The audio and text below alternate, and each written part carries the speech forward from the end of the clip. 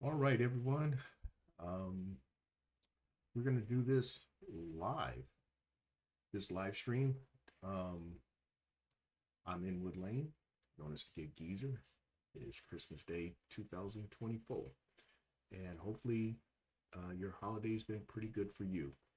Um, I call myself doing this as a holiday present for you, my subscribers, viewers of the Gig Geezer channel, because I wanted to share something that actually came up in a couple of live streams ago, and that was with Mike Drop Barbecue. I mentioned, well, he brought up that I hosted podcasts from back in 2009, 2010, and yeah, I did. I've uh, um, hosted podcasts back in 2009, 2010 on a different platform that was Blog Talk Radio. I've kind of described it in a couple of these I'm speaking live streams, in that Blog Talk Radio was different in that it was new for its time. It was employing social media and giving you the sense of actually having sense of running a radio show. In fact, um, there are things that are similar with operating a live stream, at least through YouTube and through the software that I'm using now. In that, if people do participate in the chat, I'm able to interact with the chat. That was the same thing with Blog Talk Radio. But the biggest difference is that there was no visual element, and that people actually called in to participate as well. And so my guests actually called in as well. And when they called in, on my computer screen was the switchboard, in which I commandeered people calling from all over the place. So I mentioned in the upload that I had today that I had four people. In fact, in the promo, I'm speaking with four musical giants in their own rights. They are singer-songwriter Brenda Russell, legends from the Fifth Dimension, Marilyn McCoo and her husband Billy Davis Jr., then jazz saxophonist Gerald Albright, and then musical genius in her own right, Miss Patrice Rushen. And so, how how are they going to appear? Well, I have excerpts from those podcasts that I did back 15, 14, 15 years ago. And so that's how we're going to do it. I've put together the excerpts. And so what I'm going to do is start with Brenda Russell. Brenda Russell, as I've already mentioned, was my first major big guest of my podcast back then, and she agreed to do it. Complete surprise. Although I'd been a fan of Brenda Russell's work going back to the early 1990s, although and when I realized some of the work she'd done, I'd actually been somewhat of a fan of her work back in the mid 1970s. And by the way, with many of these people that I'm talking about, these are talents whose, I guess you'd say, whose day was back either in the 1960s, 70s, 80s, and early 90s. Now, for some of y'all, that is a time that would be like my era, or perhaps even my parents' era, or your grandparents' era. Um, but I will kind of I'll kind of bring that out over time. It says volume is low in this video. Oh, let me see here. I'm talking pretty loud, but then again, I could be wrong. Am I coming in better, me being Israel? Um, the problem that I have with talking too loud is that if not loud, if it's coming in low, is that I've done some sound checks coming in, so I think I'm at the right level, but just let me know if I'm not. But I'm going to start with Brenda Russell. Um, this opportunity occurred in May or June of 2009.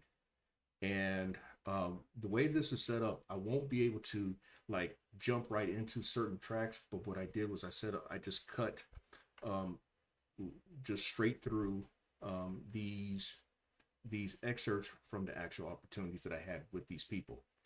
And what I'll also do is probably throw up some accompanying video from YouTube on these people. I'm gonna say them So, again. Those of you who did all your little bump and grind stuff to If Only One Night, Miss Russell did it first. Those of you who were blown away by Miss Olita Adams singing about 20 years ago when she sung Get Here, Miss Russell did it first.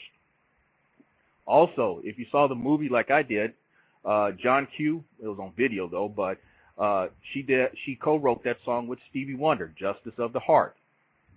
Also, she's performed with the likes of Herb Alpert, Sheila E., noted percussionist Paulinho da Costa, Kirk Whalum, who attended my school, Texas Southern, and also my high school classmate, David Koss. Yes. We actually had class together. Really? At Taft High School. He's one of my best friends. He's a wonderful person as well as a great sax player. Yes. I was stunned that David played the sax. Those of us who knew him back in high school, he was this curly-haired kid, right? Right. Ran for I'm loving this already. He ran for student body president. I was a year ahead of him. Ran for student body president. Now the class that we had, he was one of the best students in the class. Okay. Wow. None of us would have thought that David, as you can hear, as you can tell, I call him David. He was the nerd, right? Yeah, basically. That's what he was. And, who would have thought that he would have been, the first, I noticed this guy on Arsenio Hall show way back then. I'm like, that looks like David.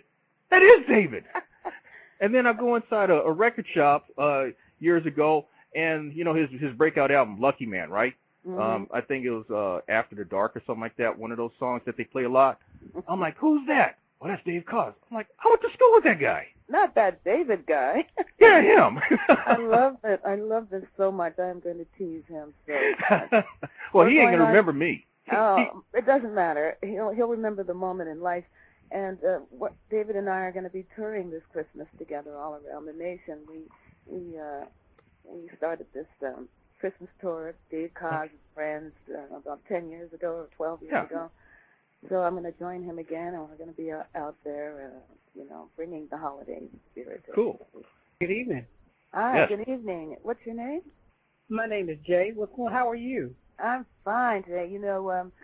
I spent a lot of time in Atlanta. Our show had a run there when we first put the show together. We started out in Atlanta, Georgia, and that city was very, very good to the Color Purple. That's also where you were. I didn't get a chance to see the run when it opened in Atlanta. My mom did, and she did say it was awesome. And from one singer to another, it's just awesome to see that. So I'm talking to an icon in her own right. Thank you. But the question I actually have two questions in one. From a singing, songwriting point of view, what went through your mind when you do the homework and Brenda Russell and her work? What went through your mind when Luther, who is an icon and who was in the background and had already been a veteran in the business, when he recorded If Only for One Night, and it became the massive hit and still the hit, it's still making babies to this day. Oh, that's so cute. I love that. Well, when you recorded that, what went through your mind and it became that? And also the same thing as far as with Olita Adams, who to us, I was still a kid. I was in high school when she came out of almost obscurity to me. When she took your hit and made it international, what went through your mind?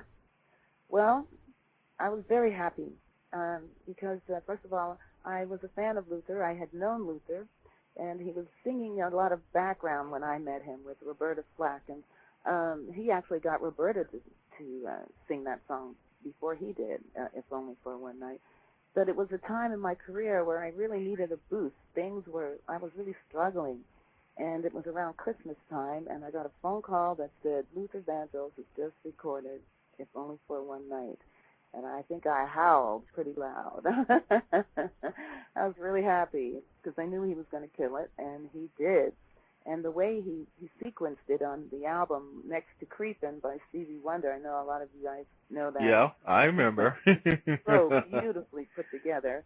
I was just thrilled to death. And the same thing happened with Olita Adams. Olita, actually, I wrote the song in Stockholm, Sweden, Get Here.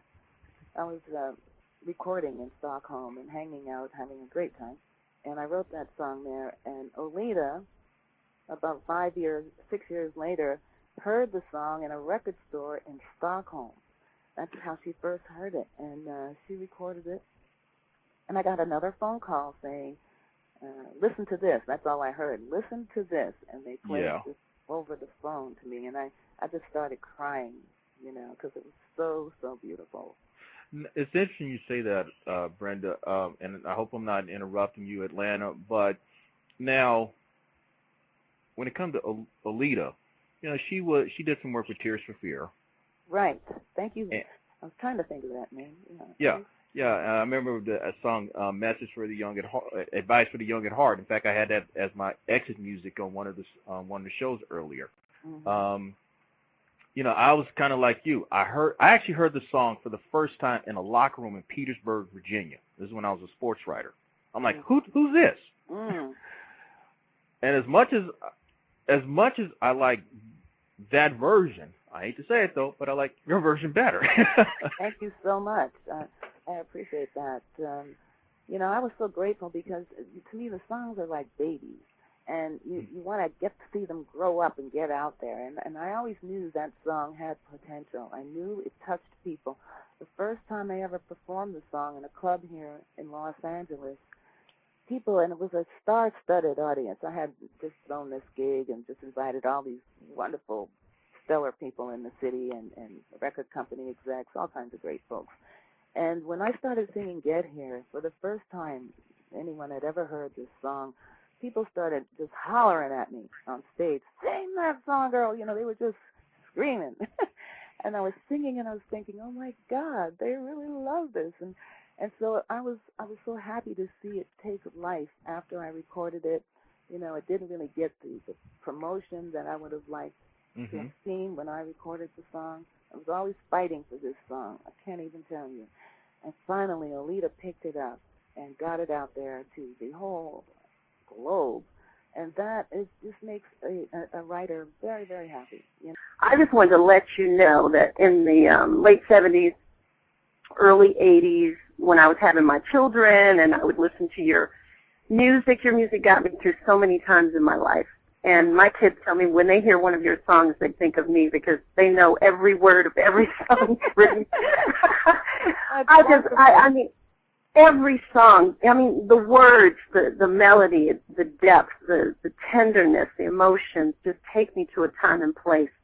And when you mentioned your name the other day, I thought, oh my gosh, I just have to let you know that. I was going to ask you a question about your father's effect on your writing, and you answered that. But it's just a sincere compliment from, another person that has a creative energy to you just being legendary in the things that you've done. I'm looking at the people that have recorded your songs on your website. It just blows me away. So thank you.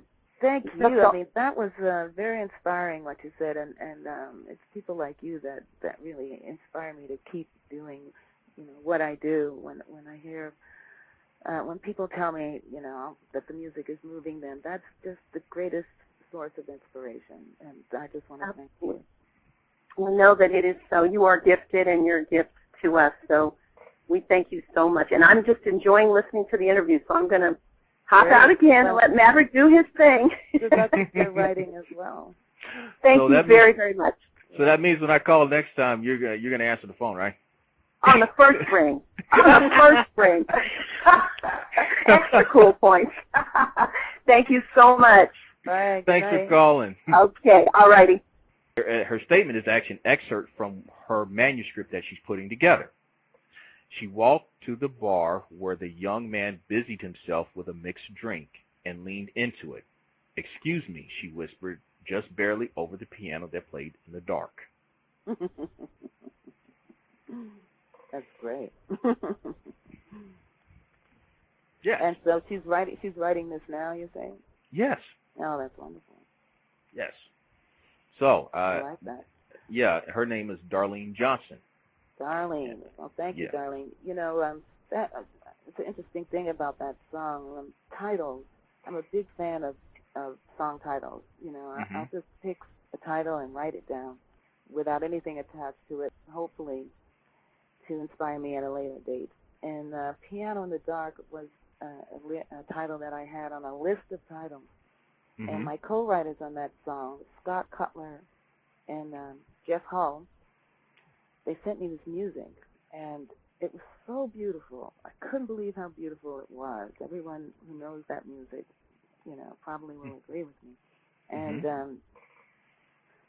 I was looking up my titles. They were rushing me, like, what do you think? Do you have anything? Do you have anything? And I said, well, what about Piano in the Dark? I just threw it out there. And, really? Yeah. And it stuck, because huh? they were pushing me.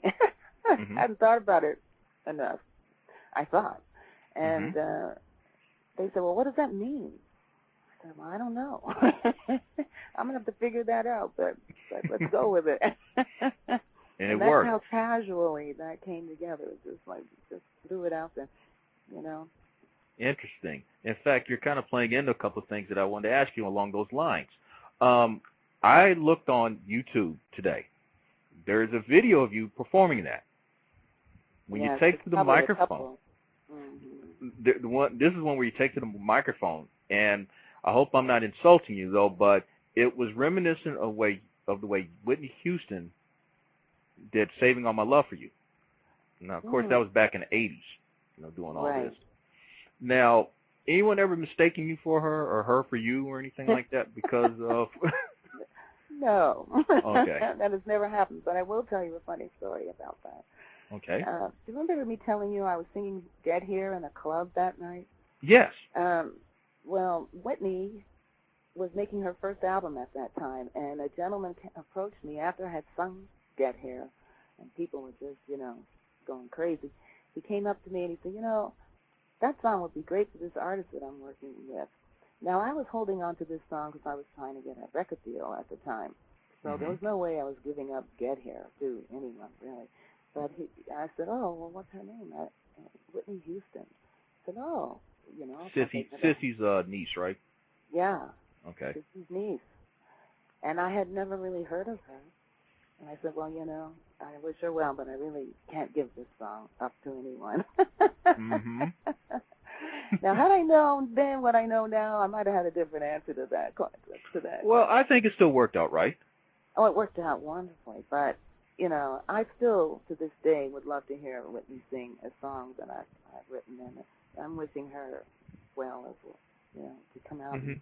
I've got 2, maybe 3 more questions, but the first one I'm going to throw out there is, I'll preface it this way. For example, back in 1979, Rupert Holmes was best known for his A-side single, the Pina Colada song. I'm told, or I've been aware, that the story behind it is that Rupert Holmes. Okay. He did the Pina Colada song? I thought that was somebody else. But, okay, so go ahead. Well, if it's not, then Rupert is his first name. Yeah, I can't think of his name right now. But anyway, go ahead. I believe so. But the song that he actually wanted to be released first was the one called "Him," the B-side song. The music company execs wanted Pina Colada to be released first. Well, the execs actually turned out to be they guessed right, because the Pina Colada song is what got him noted. Massive, yeah. The rest is history. Right. Do you have a story to share about choice of releases? Absolutely, I do. One of the most important decisions that were ever made, and I'm usually not a fan of record companies making decisions over the artist's creative wishes. Not really a fan of that. But in this case, the record executive was a musician, so he had a different point of view, and this was Gerald Albright when I was signed to A&M. And Piano in the Dark was on the album, and so was a song called Gravity. And Gravity, even though everyone at the record company loved Piano in the Dark, no one wanted to put it out as a single because it was so different from everything on the radio at that time. No one really wanted to trust that. They wanted to go with the safe dance kind of tune that, sounded like everything else, called Gravity. So it was in motion. It was getting put out. And I was walking by Herb's office one day, and he had his horn. He was playing his horn in his office, as he always did. The guy who did the Herb Alpert, for those who don't remember, he did the Dating Game theme song, Tequila. if I'm not mistaken. Yeah. And he did the song called "Yes, I'm in Love," where he actually sung. This guy's in love. Yeah. And then in the early '80s, "Rise." That's correct. Okay. And he also was the A of A&M, the record company. Ah. And so I was walking by Herb's office, and Herb said, "You know, Brenda, I think we should put out Piano in the Dark instead of Gravity." And I'm like, "Oh, Herb, that would be so great if you did that, because I really think that's a better choice." But he was the only person in the entire company who could have called that. Wow. Because he was the A in A&M. And he was the only one who could stop the presses and go, "You know what? Just throw everything away, the video, everything." Oh, my. Let's go with this other song. Wow, and it that's worked. why everybody knows this song today, is because he made that decision as I was walking by his office. Just like that. Just like that. I'm going to say them again. Those of you who did all your little bump and grind stuff to If Only One Night, Miss Russell did it first. Those of you who were blown away by Miss Oleta Adams singing about 20 years ago when she sung Get Here, Miss Russell did it first. Also, if you saw the movie like I did, John Q, it was on video though, but she co-wrote that song with Stevie Wonder, Justice of the Heart. Also, she's performed with the likes of Herb Alpert, Sheila E., noted percussionist Paulinho da Costa, Kirk Whalum, who attended my school, Texas Southern, and also my high school classmate, David Koss. Yes. We actually had class together. Really? At Taft High School. He's one of my best friends. He's a wonderful person as well as a... All right. So I was about to go through a loop there, but hey, y'all, thanks for coming through here. I noticed, let's see here, Kevin T. mentioned about Rise being a great song. That was a top charting single for Herb Alpert. He also did He also did some work with Janet Jackson about that era, in that era as well. Actually, in the late 1980s. But you may have heard the term Maverick. Now, when I was doing those podcasts, I was also promoting books that I'd written. In fact, the first book that I'd written, and one of the names that I kind of borrowed from my college days. Thanks, Kevin. Thanks, Holly. Hope your holiday was a blast for you too, Kevin. A J school instructor of mine, Bob Giles, called me Maverick. I'm not going to go into all why he called me Maverick, but just trust me, I actually carried myself very much like a maverick, and so I kind of use that as a way of folk remembering who I am, just like Geezer these days. So there are some folk who may know me from 15 years ago that say, "Hey, aren't you Maverick?" I'm like, "Yeah, but now I'm Geezer." But anyway, the next folk that I'm gonna share an excerpt with is Billy Davis Jr. and Marilyn McCoo. Now, as I mentioned in the promo, back in summer of 2009, so we're talking probably somewhere about July or August of 2009, somewhere in there. My spouse at the time, my ex, was looking at a talk show on Christian Broadcasting. It was TBN Network, Trinity Broadcasting Network, and Billy Davis and Marilyn McCoo were on there. In fact, at that time, they were celebrating their 40th wedding anniversary. They've been married now for over 55 years. And so she suggested, "Maverick, why don't you try to get them on your show?" She'd been very much aware of me doing the podcast. And I'm like, my reaction was, that's Billy Davis and Marilyn McCoo. There ain't no way they're going to want to come on my show. Well, I listened to her, and I contacted their people, and I was pleasantly surprised that they agreed to appear on my podcast. Now, by that time, my podcast had begun to gain some traction, and it was among like the top 25 podcasts on Blog Talk Radio. By the time my podcast actually peaked at number 3 out of all the shows on Blog Talk Radio. So what happened was there are a lot of people who wanted to appear, fellow book authors, just to get the attention. But I'm going to go into this with Billy and Marilyn. I mentioned that show aired September 30th, 2009. That was Marilyn's birthday. And again, I've called it an instant classic. Some of the songs that people may be familiar with, the Fifth Dimension, are Up and Away, which was the first hit song by songwriter Jimmy Webb. If you look him up, he's a Hall of Fame songwriter. Other songs that were that the Fifth Dimension performed were One Less Bell to Answer, hit song by the late written by the late Burt Bacharach, and is with his partner Hal David. Working on a Groovy Thing, Baby, that was a song written by Neil Sedaka. Stone Soul Picnic, you'll hear that song mentioned. In fact, it's kind of embarrassing on my part how I mentioned it though, but Stone Soul Picnic was one written by young Laura Nero. And then there was another song. In fact, there's a story behind that song, but everyone probably from that era know about the Fifth Dimension from the song Aquarius Let the Sun Shine In. In fact, my mother had that album. I didn't think anything of it. Never, you could not have told me as a child that I would be talking to the people who sung that song. But I'm gonna go right into that opportunity that I had with Marilyn and Billy. Good evening, Maverick. How you doing, Maverick? I am doing fine. This is the end of what I called my Stone Soul September. And so, Okay. and fittingly enough, I have the people who sung the song Stone Soul Sunday, or at least two of the members who sung the song Stone Soul Sunday, right?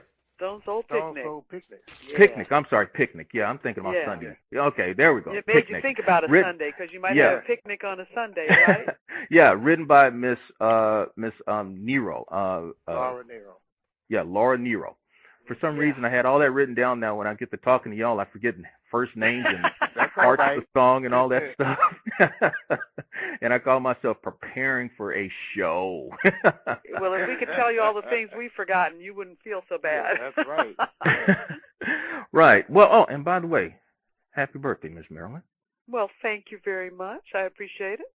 Yeah. Now, I don't know how many times you do talk shows on your birthday, but I guess you've probably done a couple of them over the years. And so, You Billy, know, would we've you- done everything on our Yeah, birthdays. You right, know, when you've right. been in the business like as long as we have, and are blessed enough to work a lot of times you find yourself working on your birthday. Okay. Well, and I've done that too.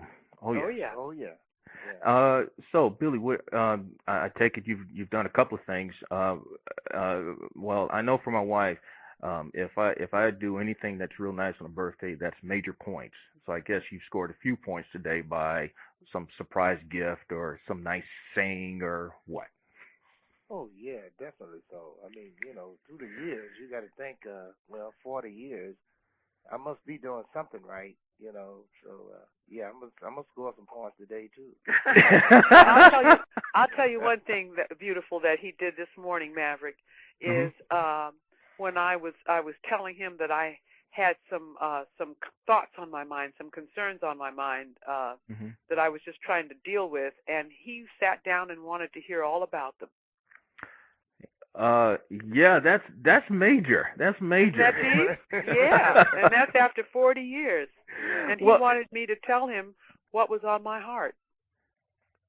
Yeah, and I guess it's even to this day, it's kind of surprising because us guys, we get caught up in our thing, and it's like if it ain't really something that's dealing with money or sports, what have you, or something that involves us, we tend to be off in another solar system somewhere. You know, Maverick, when you say we get caught up in our thing, she is our thing for me. She is that I have to deal with, and that her part comes first. Okay. You know. Now, you know something. My wife is listening to this now. She's probably taking a couple of notes and saying, "Now, I want you to listen to that show again. Hear what he just said." I know my wife, and although I will say that I probably scored some major points yesterday with her when I surprised her by putting a card right in her car by the shift knob. She didn't even notice when she got in the car. A card? Is that right? Yeah. Was that a special day yesterday, or just a I love you day? Something like that. Something like that. Just cool. thinking That of you is day. too cool. Well, you can have, you know what? You can have a day like that anytime you want to. That's what makes life so beautiful. You know, whenever it touches your heart, do something like that because it just makes the relationship, it just continues to seal the relationship. All I have to say is to the listeners, hey, fellas, it works.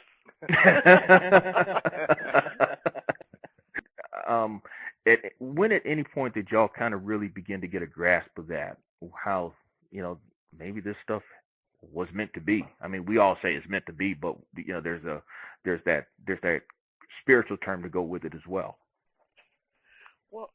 Go on, babe. Okay, I was going to say, well, one thing is that when you start looking at how things unfold for you, and you realize that in many ways that you didn't really have anything to do with it. You got up there and you sang, and the group was formed by friends getting together, and then we started singing, and then all of a sudden we had this sound that was really, really different. We didn't pick voices, like they do today. People go through trying to select certain sounds, certain voices that work together. And what we did when the Fifth Dimension got together, we just selected 5 people that were committed to the concept of group singing, right? And enjoyed the group singing and was looking for a similar idea of harmonics with a kind of a jazz orientation to them, and we ended up with these 5 voices that when you put them together, it had its own sound. And a guy by the name of Bob Alcivar, who used to do a lot of the vocal arrangements for the group, would tell us about how people would hire him and they'd want him to put together a singing group that would sound like the Fifth Dimension for a commercial. And then he would, he'd put voices together and he'd write an arrangement that was similar to something he might have written for the group. And then the people would sit up there and say, well, that's nice. It sounds good, but it doesn't sound like the Fifth Dimension. And he said, well, that's because it isn't the Fifth Dimension. So it's like, and we can't take the credit for creating this sound that just happened. We just got together. Well, speaking of stories, Billy, I'm going to let you tell the story, but I'll mention the guy's name, and then everybody will understand about the story. Ed Gifford, is that his name? That's right, Ed Gifford. Tell everybody the story. I didn't read the story. Yes, I read it. Well, talking about being predestined and foreordained. I know that's right. This is just amazing. It's just that's amazing. Right. I'm telling you how this happened. We were performing at the Fifth Dimension. Was performing at the Americana Hotel in New York. It was called the Royal Box. It was a club inside the Americana Hotel. And we were usually going during prime time. So while we were there, I lost my wallet in a cab. And the guy gets in behind me and picks up my wallet and goes through it and finds out that he went through a lot of trouble to find out where we were at because he had called the union to even contact me. And he calls me at the hotel and says, this is Billy Davis Jr.? I said, yes, I got your wallet. And I said, wait a minute, man, hold on. Where are you at? I'm coming over there to pick it up right now. And so to make a long story short, I went over to his house and picked up my wallet, and he didn't want to take any money. And I said, well, listen, we're appearing at the Royal Box at the Americana Hotel. I'd like to invite you and your wife over to see the show. And so he took me up on that. That night they came to the show, and they saw the show. And after the show, they came backstage, and he said, well, Billy, since you were so nice to invite us over to see you guys' show, he said, I'm going to invite you over to see our show. Yeah, their show. What show is this? I mean, he never said nothing about a show. Come to find out, he was one of the PR people, right, Dave? Yes, he was handling the PR for hair. Now, the play hair. Now, we've been trying to get in the hair ever since we've been in New York because it was the major thing that was going on in the city. Everyone hair. Now, excuse me, Billy. What I'm doing at the same time, I'm just putting some extra time so that we can get accommodate for all this. So we'll probably go over a few minutes though. But Hair Everybody was a show ahead of its time. Even had nude performers, and one of the people who performed in the North American version was on my show earlier this year, Miss Brenda Russell, who was at the time Miss Brenda Gordon. Oh, Okay. Yeah. Yeah. That was and she's another amazing talent. Yes. So that's what happened, and that's where we found Aquarius and Let the Sunshine In, because there was a young man by the name of Ronnie Dyson who was singing Aquarius, and when he sounded off, his voice was so beautiful and so piercing. So pure. And so pure that when halftime came up in the play, we all came out and said, we have to do that song, you know. And then our producer, we called him and said, Bones, we have to do this, Aquarius.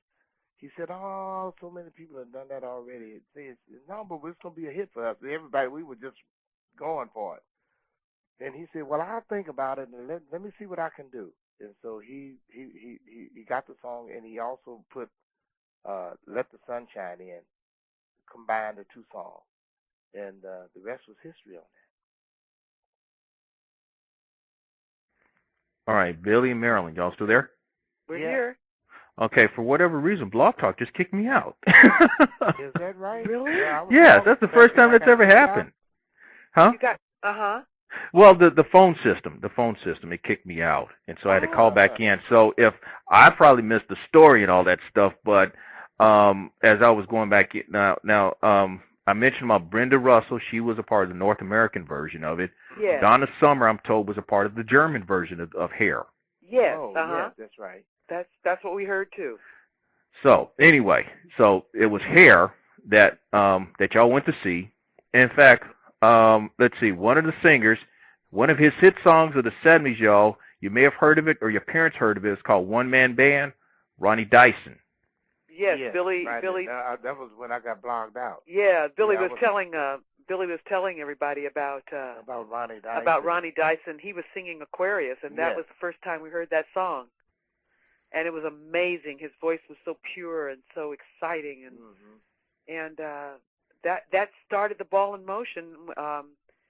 Bones Howe, our producer, put that together with Let the Sunshine In, and that's how we ended up with that big record.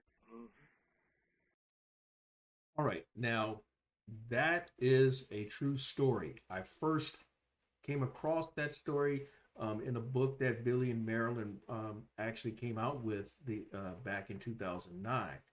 And I mean, you're talking about chance. The man loses his wallet in a cab, and the guy who handled the PR for the show, Hair was like the Hamilton of its day. Hair, I mean, people were buying tickets months in advance for Hair. And the guy gets in contact with Billy, lets him know, hey man, I got your wallet, and the rest is history. And that's something though. As you may have heard about me saying that I gotten blogged out. One of the things with Blog Talk Radio back then, with it being still new, there was a lot of issues with its system, and sometimes the switchboard would just scramble on you, and then you'd lose everything. Or in the case with Billy and Marilyn, I actually added more time for the show, because my show I always budgeted like an hour, maybe hour and 15 minutes. And I've actually pushed it out. Well, in this case, it was an hour, but I pushed it out to hour and 15 minutes. And after I clicked that button, it kicked me out, and I had to dial right back into the show. And as it would turn out, just going to show how maybe it was meant for me to have an opportunity to have Billy and Marilyn that night. When I got back in, Billy had just finished describing his experience with Ed Gifford, the guy who found his wallet. So we're going to move on to the next guest. The next guest is someone whom as I mentioned in the preview, identify with, because, I'm from Houston, but I lived in South Central Los Angeles. I lived in the hood. I know about the Crips. I know about the Brims. I know about the Inglewood family. I know about the rolling 60s, rolling 70s. I know about all that stuff from back in that era. I often tell folk the movie Boys in the Hood, that was the closest thing to hood life. In fact, the guy who, let's see, what's his name? O'Shea Jackson Jr. I think O'Shea Jackson, Ice Cube, I forget his name, O'Shea Jackson. But anyway, he was in the movie with Morris Chestnut. He attended my high school, Taft High School, as well. But Gerald lived on the east side in Watts. And what I will say about the high school he attended, Locke High School, it was known also for not only just talented kids who played music and could dance and all that stuff, but there were a couple of talented athletes that went to Locke about the same time. If you followed baseball, you may have heard of a guy named Ozzie Smith. He was a shortstop for the San Diego Padres and then for the St. Louis Cardinals. Well, Ozzie is a Hall of Famer. A couple of years later, a guy named Eddie Murray played baseball at Locke. And Eddie played for multiple teams, but he notably played for the Baltimore Orioles, and he's a Hall of Famer.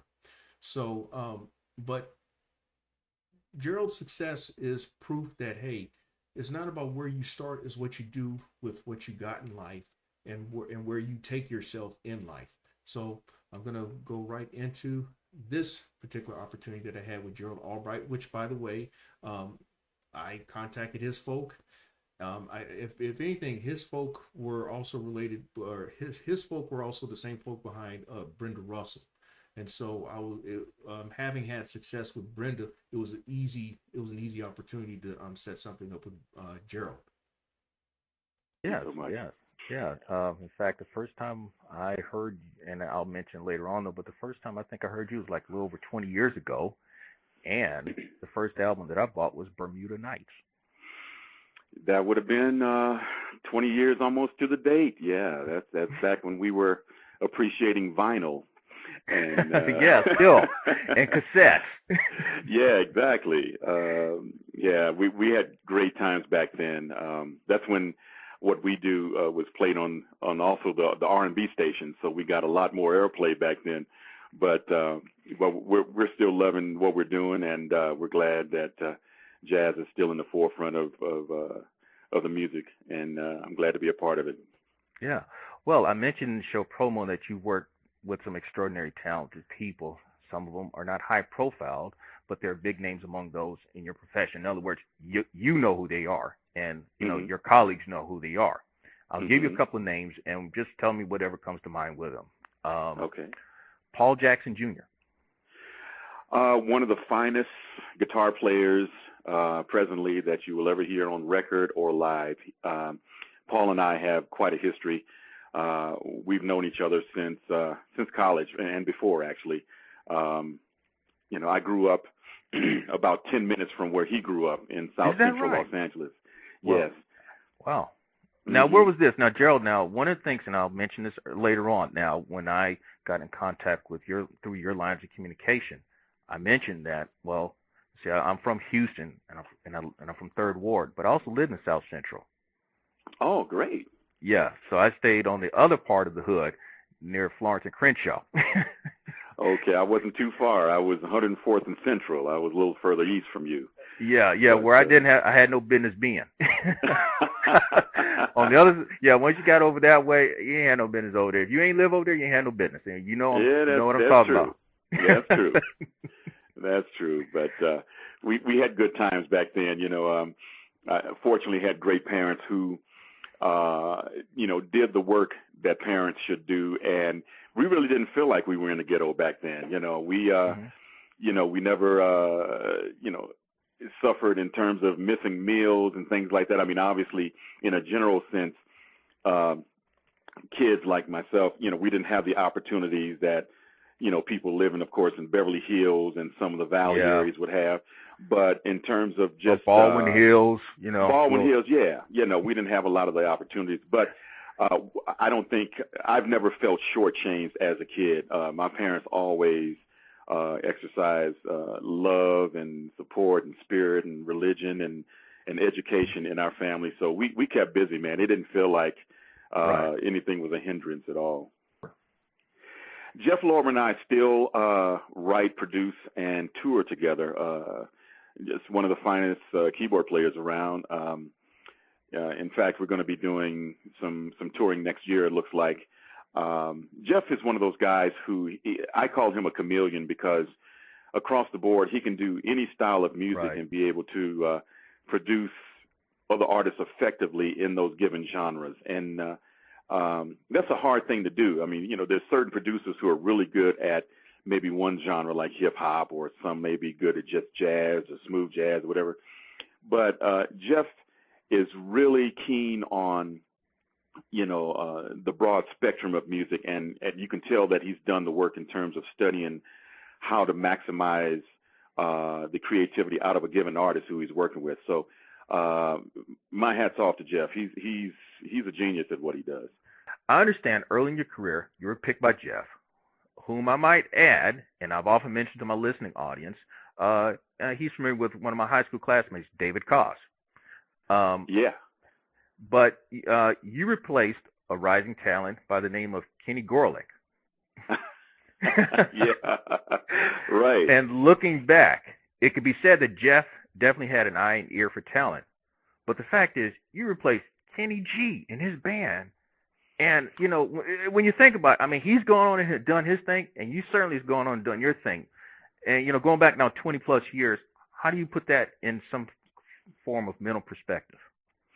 Well, it was a great time for me. It was a very pivotal time. I mean, for Jeff to handpick me to front the band of Jeff Lorber Fusion back in the day was the greatest compliment. It meant that he had confidence in me that I would do a good job of filling Kenny's shoes, who had been with Jeff forever. And, of course, Kenny was strongly associated with Jeff Lorber. And when we first started the tour, when I stepped out front, you know, a lot of people were expecting Kenny to come out to play because this is what they've been used to seeing for many, many years. And here comes, you know, this African-American guy that looks totally different from Kenny. I don't have the long curly hair and the ponytail. And but you had a fro back then. I had a fro back then, man.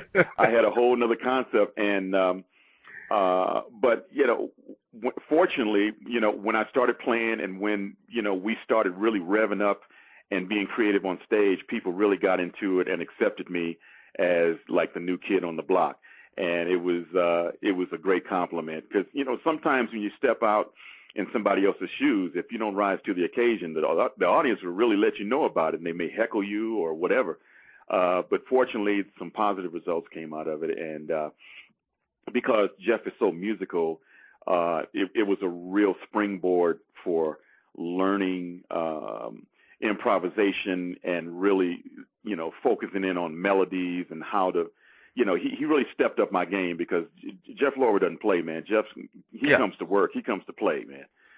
So it was a great experience for me. Ask a question about your high school classmate or high school alumna, Miss Patrice Rushen. Now, I know that she does the musical production for the Grammy Awards, if I'm not mistaken, or is it some other big Academy Awards? Is one of those big productions? Which one is it? Well, she's done the Grammy Awards several times. Okay. She's also she's the first black female to do the Emmys.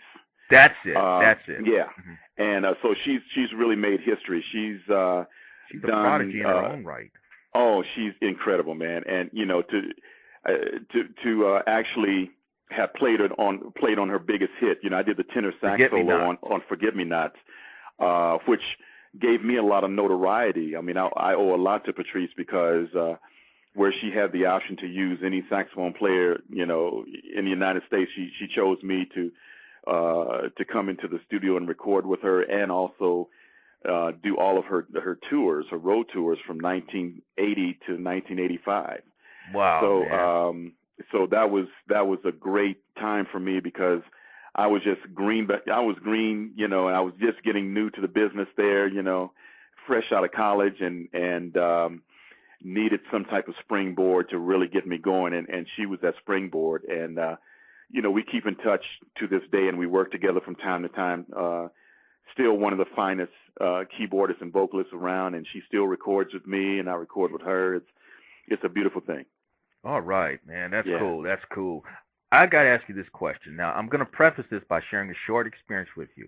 There's this guy named Charles who owned a hamburger stand just off Hollywood Boulevard called the Big Weenie. And we're talking about mid-1980s.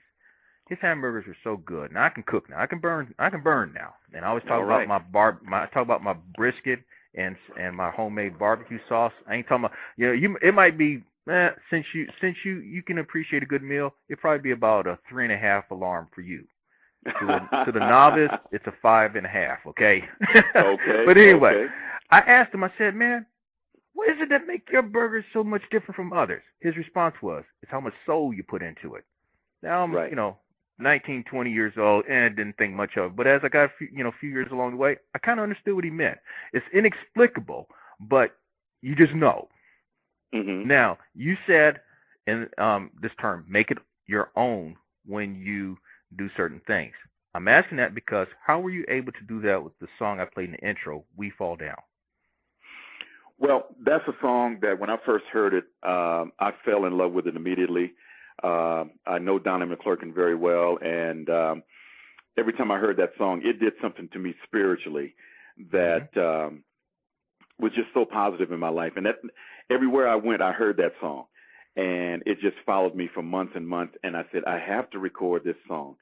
And so I wanted to put my own approach on it, and knowing that I would be doing it more from an instrumental approach versus what Donnie did originally from the vocal side, obviously. Mm-hmm. I had to put soul through my instrument and put, my goal was to put a spirit through the saxophone that would transcend to the track itself, and then lend something positive to the listening ear.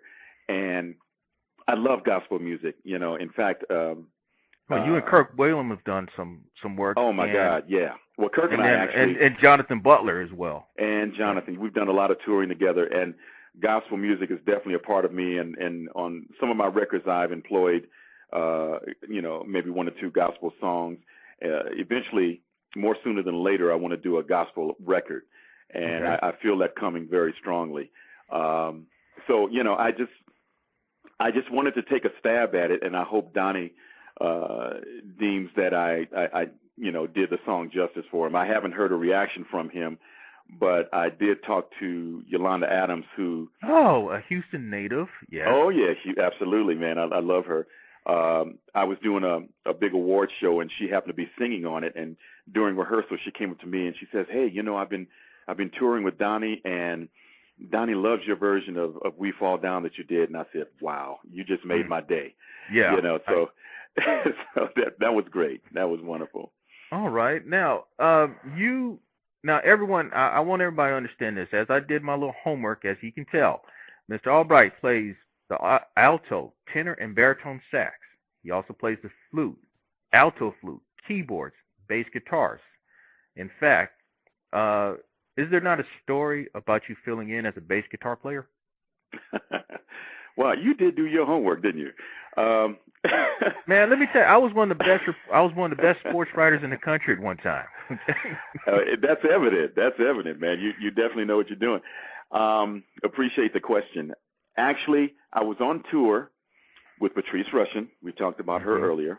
Right. And Freddie Washington, who is one of her main co-writers, he co-wrote a lot of stuff on various solo projects of Patrice's, including Forget-Me-Nots. Okay. He was on the road playing bass guitar, and mid-tour, he got this great call to do some major production. I can't remember the artist, but it would require him to jump off of the tour to do this production because it was kind of a time-sensitive thing. And so, he went to Patrice and said, hey, I got to do this. This is like a career-generating thing for me, and I really got to go. So the slot for bass was open at that point, and I approached Patrice. I said, well, Patrice, even though I'm a sax player and I'm on the road, playing sax with you, I'd like to audition as a bassist, Okay. And so she went, oh, okay, sounds good. So between cities on the tour bus, I'd have my headphones on, and I'd be practicing her show. And I believe it was in Flint, Michigan, we were going to do a show. And she said, well, during sound check, we can have, the audition on bass, and, we see what you can do. And you're talking about somebody nervous, man. I was. I bet you were, shaking. Man. Because this is kind of like, Yeah, this is my first big gig on bass, you know. I mean, I've done stuff in my little practice room, but I mean, for me to step out and actually play in front of people and play for Patrice, I mean, this was like, you know, 50 jumps up from what I was doing regularly. So, you know, I plugged in and you know, played 3 or 4 of her songs, and she liked what she heard, and I finished out the tour on bass guitar. All right. Let's see. I'm going to alter this question. Now, I've already asked one from Miss Mo, but the question was about artists you most enjoyed working with, if any. But I'm going to put it like this. I mentioned earlier, I ain't mad at you for working with Miss Angela Winbush when you did Hot Summer Love. I'm not mad at you at all, man. I was mad at her about her and Ronnie Isley. In fact, I was mad at her for a long time. But yeah, she is such a sweetheart, man. Yeah, I've had the pleasure of working with her and doing one of her videos, and you know, she's one of those sweethearts that you just can't say no to, man. She's just one of the nicest ladies that I've ever come across in the music business, and she's great at her craft, but then she has a persona and just a way about her that you want to be a part of whatever she's doing. And, you know, I've always supported her music, man. She's a great friend. Now, I mentioned to Sandra, one of the people who got one of the autographed CDs. I'm going back to the Grown and Sexy or Sax Appeal talk, whatever you want to call it. I'm going to confide in you. I mentioned about, you know, the Bermuda Nights was the time when I heard you for the first time. And it was probably on BET. And I'm pretty sure the video, did you do a video for In the Mood? I did. Okay, yes, I did. That's the one. The old Whisper song. Right. Let's just say that the Maverick has had his share of moments in which In the Mood was very much a part of the entire experience. Well, I was glad to be a part of that, man. It's nice to help support your cause. You know what I'm saying? Now, since you can relate to that, can you share a couple of stories from your fans from over the years along those lines? Oh my God, there have been many stories. People have come up to give me wonderful experiences as a result of, you know, me putting together some tunes. In the Mood was one of them. I've had people say that I'm responsible for a lot of babies that have been born. That album probably did it, man. I'm telling you, that album did it. Oh, well, thank you, man. Well, you know, again, we're kind of like on a mission, you know, to make people feel better or whatever their experience is at the time. We want to maximize it, you know what I mean? I wonder how Miss Albright handles this one, because I know if someone asks me that question, Miss Maverick might, you know, she might listen to what I'm doing and say, Maverick, what do you mean by that? Yeah, well, you know, that's what the music is intended to do, man. It's intended to make you feel better and put you in a space where you can, you know, spread your wings, as they say. And you know, people say that my music has been a part of their weddings, have been a part of getting them through divorces, getting them through illnesses, just hard times in general. So, you know, there's, you know, I guess there's a purpose for the music, and I'm glad to be part of it, man. All right. So now we are 1 hour into this. So I got one more giant in music that I'm going to share with y'all.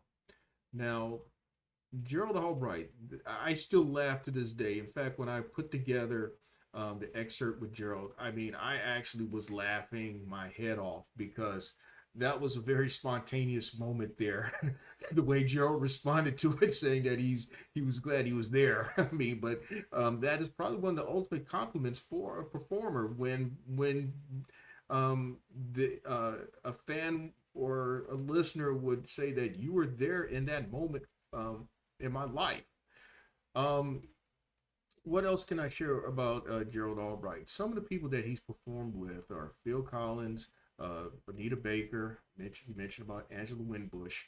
Man, he's David Cause, Jeff Lorber, and the next person that I'm going to mention is someone who attended the same high school as Gerald. She was a few years ahead of him.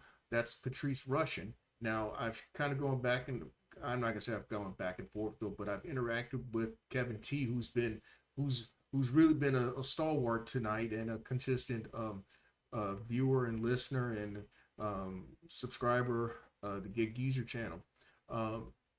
Kevin has just shared with me some things about from a baseball perspective about Ozzie Smith and Eddie Murray, but they also attended Locke High School, and Locke High School is located in Watts.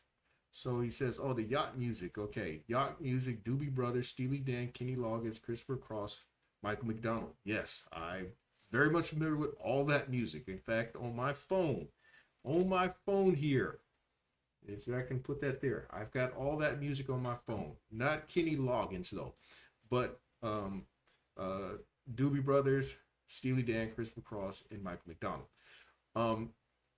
So the last person is Patrice Rushen.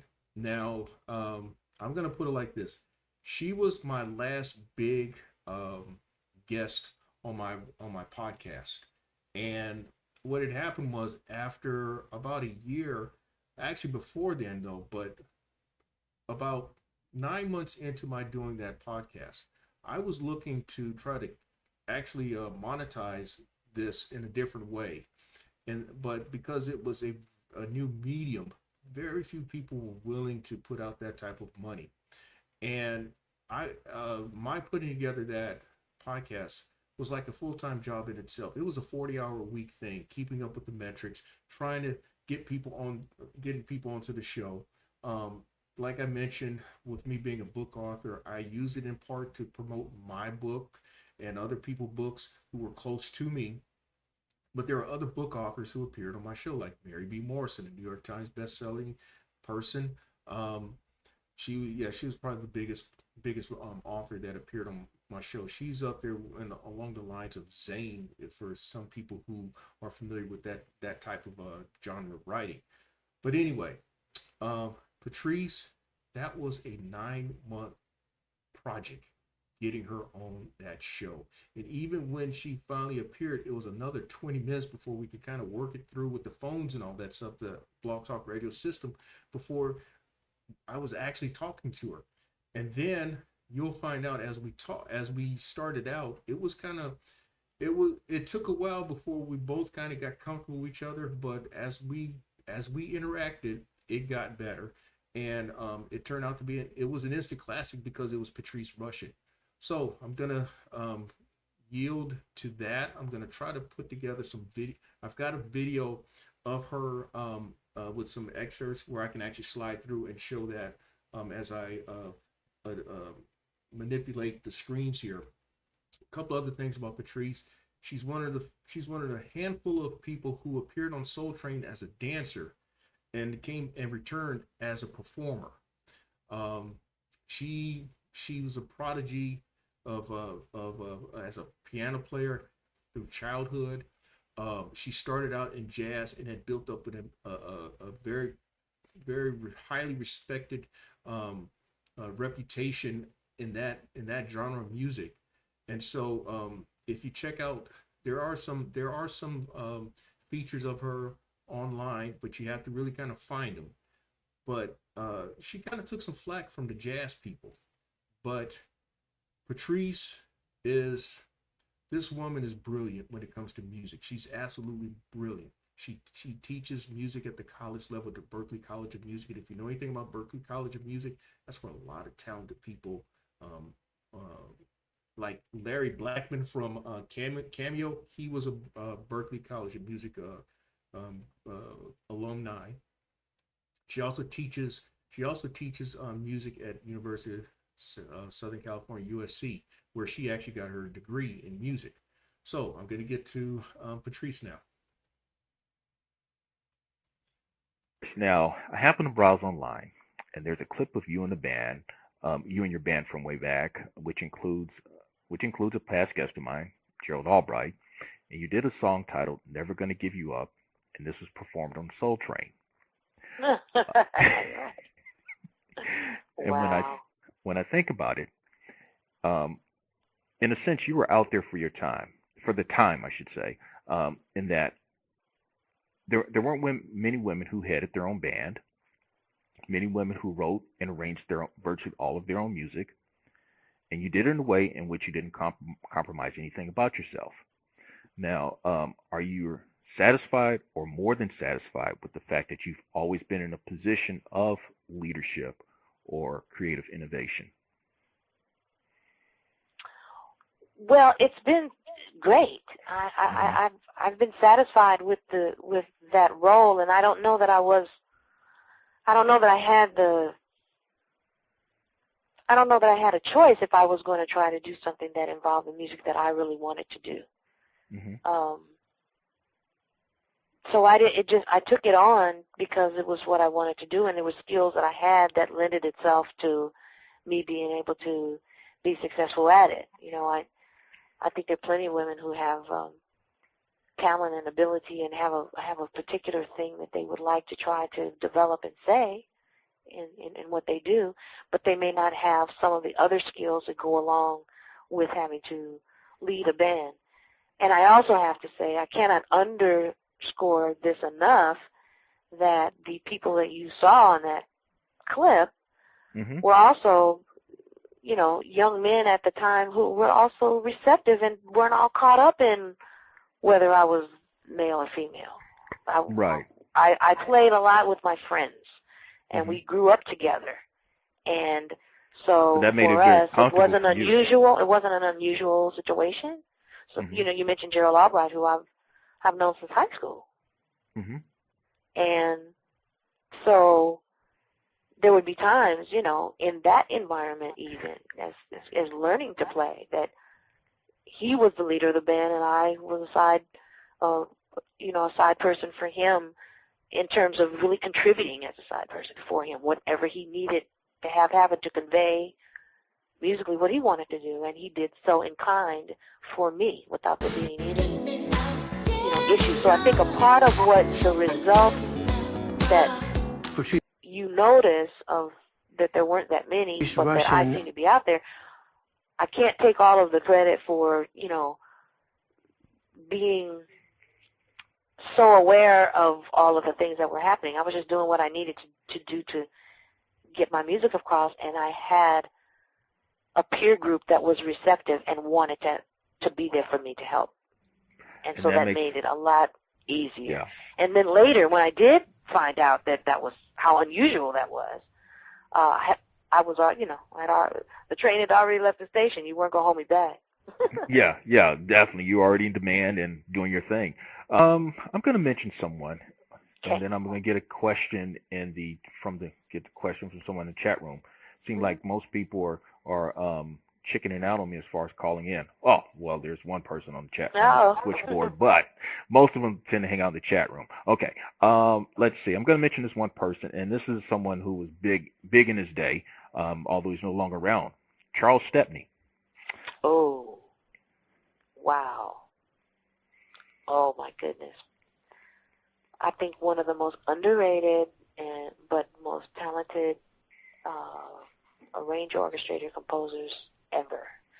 And his musical sensibilities always, that of the music that I heard of his, always touched me to the point that he was one of my biggest influences as far as learning to write in the context of music that had a pulse and music that had a groove. Very smart, very, very elegant, but always right in the pocket and funky. Just amazing. Yeah, now I'm putting in here in the chat room that Charles Stepney was a brilliant arranger, composer, performer, and an influential force behind early Earth, Wind, and Fire. Is there anything else that I'm missing about this man? Oh, and early the Soulful Strings and Ramsey Lewis. Yes, that's right. And so many, Minnie Riperton. the group, the Rotary Connection, of which she came out of. I mean, the whole sound that people associate even now with horn sections that are put together even now. You hear his influence and his stamp on everything, because he influenced so many of the writers, so many of their writers. Right, and for whatever reason, I think some people really don't understand how influential he was, though. But when I recall watching a clip where Ramsey Lewis said that this guy could just write music in his sleep, basically, and he'd be on point. That said, as a writer, I'm able to, I guess it's my ability to take a word or two and just go with it. How is it with a musician? I mean, obviously I'm not a musician, though, but is it that you think of sounds or you think of putting notes together? How does it work in your craft? It's very similarly to you. The more skilled the songwriter or the composer or the player, the more easily it is for them to expound upon a small idea. Especially, you see that over and over when you see people who, you can tell people who have any affinity for jazz, because that's what we jazz musicians do all the time. I mean, that's the music that you're hearing. Much of the time is based upon, here's a little phrase, or here's we call it the head, the basic melody and chordal progressions of the tune. You take your solo, it is spontaneous composition. It is right now. Your ability to, move with that and expound upon it. Right. The more skilled the player, the more interesting, a lot of times, the expression. Okay. And now, go ahead. I'm it's sorry. exactly the same thing. Okay. Let's see. Now, in the chat room, someone asked, are you aware of the documentary series Unsung, and have producers contacted you about featuring you? Oh, I am aware of it, and no, they haven't. Okay. So, I'm ready. Call you when they call her when they can. Hey, let's go. I'm over here. Put Now, word. Along those lines, one of the reasons why you have been on my wish list, and I ain't going to talk about for how long, although there are some people who know how long that's been. There was something on VH1, and they had the nerve to say that you were a one-hit wonder with Forget-Me-Nots. Do you find yourself telling folk that, hey, I had other songs that charted and were hits? One of my pet peeves is that, people don't do enough research, and I don't understand why. When you can Google, there's so many ways for you to instantly either confirm or put down, confirm or dispute a fact. So I remember that there was this big, long discussion at one point with me and a couple of other people about, would we allow them to do or say something like that just to be on TV? And my feeling was, well, no, because I have worked so hard to just be a good musician, and the public has repaid me over and over and over with acknowledgments and hit records and opportunities, and where they've seen me on television and given me all kind of accolades and praise and good wishes. And this is not based on one thing. This is based upon, I believe, a body of work. And so, I feel like when they do stuff like that on television, it's really demeaning. Yeah, and I don't say that to diss VH1. at all, because we all want to be able to have, millions of people possibly be aware in an instant of our name and receive a certain kind of recognition. But if that recognition is incomplete or wrong, then it's like, well, did you help? Who did you help here? Just you, or were you informing people? I can't even say they did neither, because they could not have helped themselves out, and they certainly wasn't accurately informing people. They're clueless. They're not professionals. Right. And that's irresponsible, I think, to even their own goal. Because if they're not going to be credible, how are they calling themselves a music channel? Right. There you go. They're not going to be credible with the information about the musicians that they present. So it's unfortunate, and it happens more often than not when people's agenda doesn't equal their what they say. Right. Now, while I'm at it, since we're talking about that song, I know that there's other songs, and for whatever reason, my mind is drawing blank on That's okay, because I know. Like. Settle for My Love. That's the song that I actually like more than I like Forget Me Nots. But the question I had with the big song is, now, a year later, Greg Kihn came out with a song called Jeopardy. And you may remember that song. It was spoofed by Weird Al Yankovic, and among others. But it said that it took him one take for that song. They got it on one take. They just had that feeling that, they had it right. How long did it take y'all to get that song? Settle for My Love? No, I'm sorry. Forget Me Nots. Oh, Forget Me Nots. Not long. I mean, the time and the work went into the writing. By the time we got to the studio, we were just wanting to just execute the song. There's not a tremendous amount of instruments on the song or anything like that. The production and the whole concept of it was, let's just groove this boy into the dirt. And it was a different style than was happening right at that time. It became something that people borrowed from later, but to have an undeniable,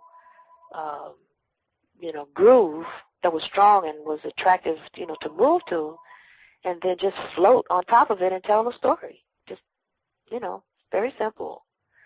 And yet very complex, because, you have to be very, very confident in the fact that, hey, it feels great. And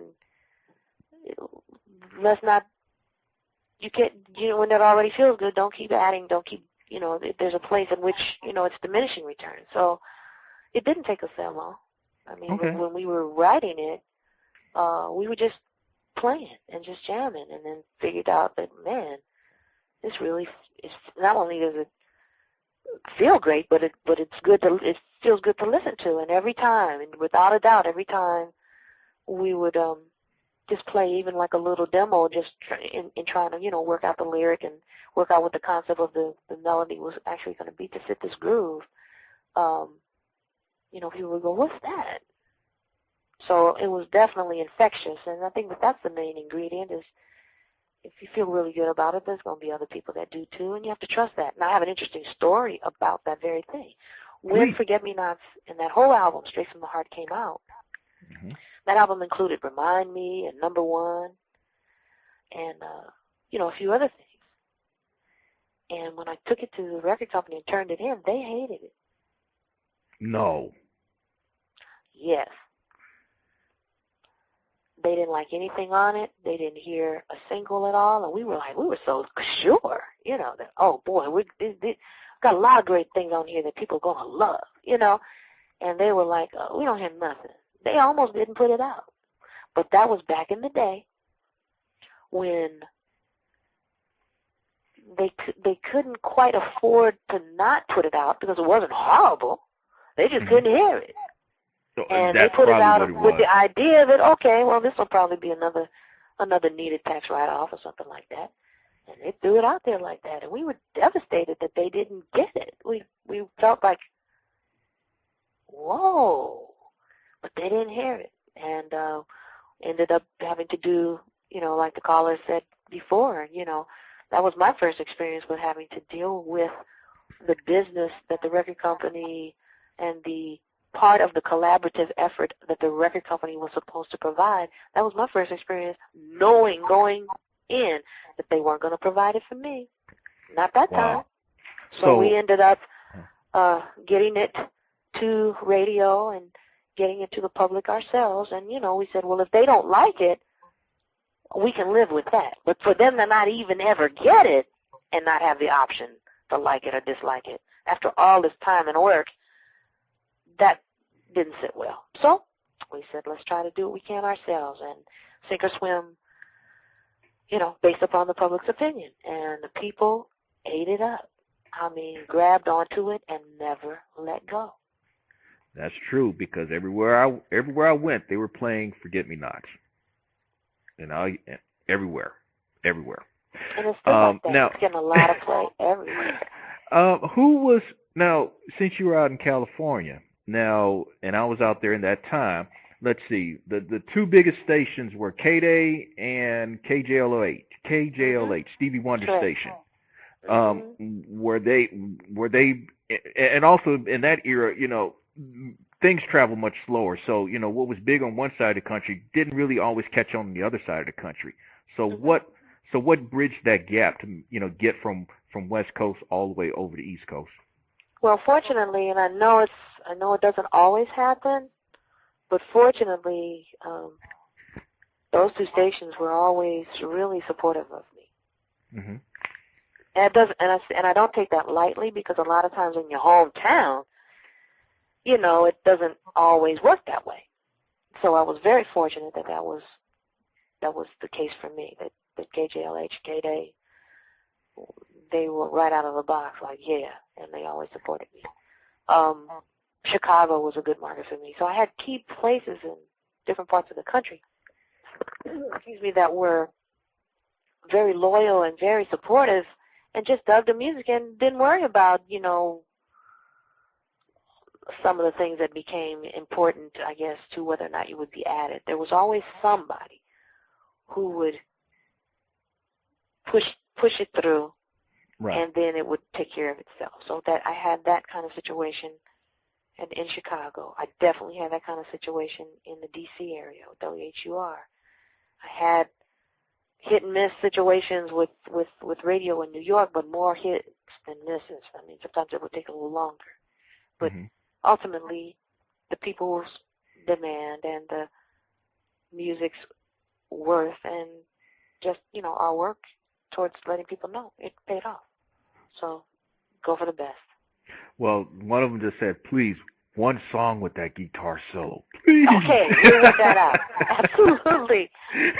Done. So when you do the album credits, just say thank you to the listeners of Maverick Media for doing this. There you go.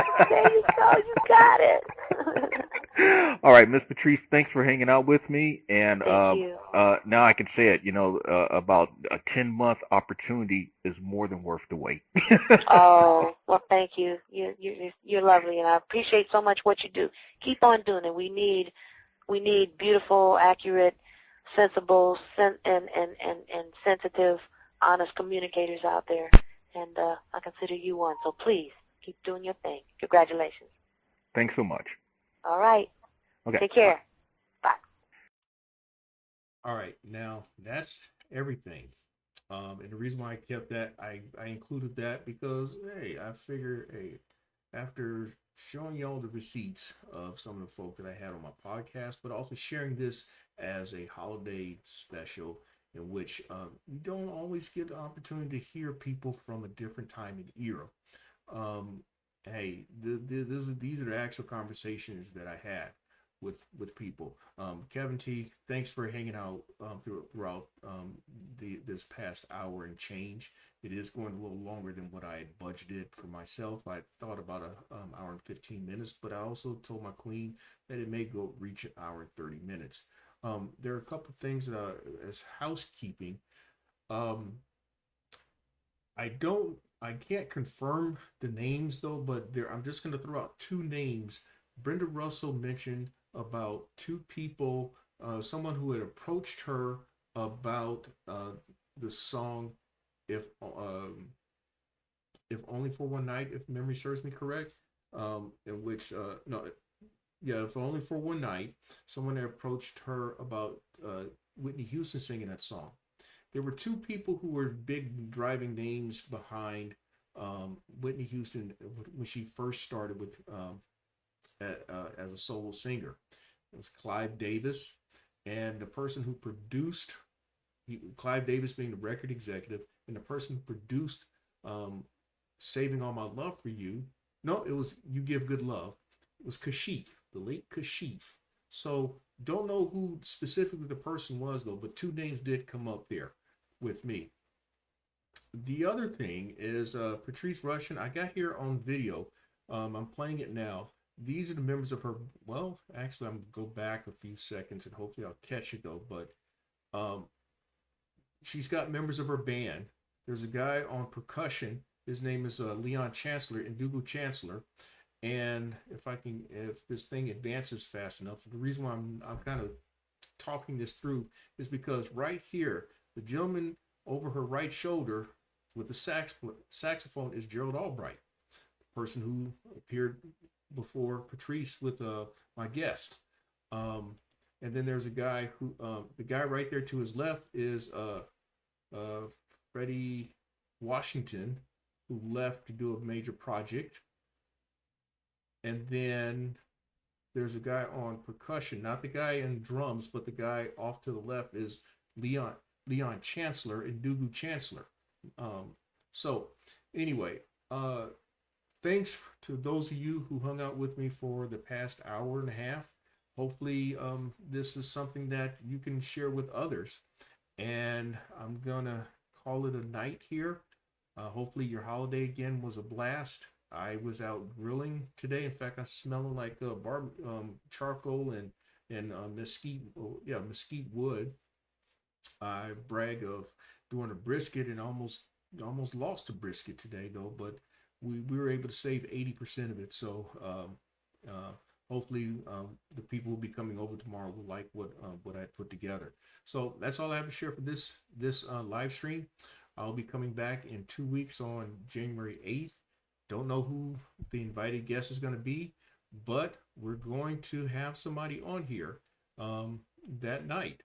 And so one other thing I'm going to say, thanks Kevin. One other thing I'm going to say is that when you do a live stream like this, you only get one take. And that's one thing I did want to share with Fifth Dimension. If you go back, there was them doing a live on a Frank Sinatra special, doing the song Stone Soul Picnic. That was a true live performance. And so you got to know your stuff when you do things like that. Hopefully I'm showing that I'm knowing my stuff and doing these live streams, incorporating my experience from the past. I know we're not talking about Sprinter/cargo vans. We're not talking about delivery and transport and gig economy, but I'm also showing a different side of myself, and hopefully something that I can branch out to do with some of these live streams in the near future. Again, that's all I have to share. I'll catch y'all again on January 8th.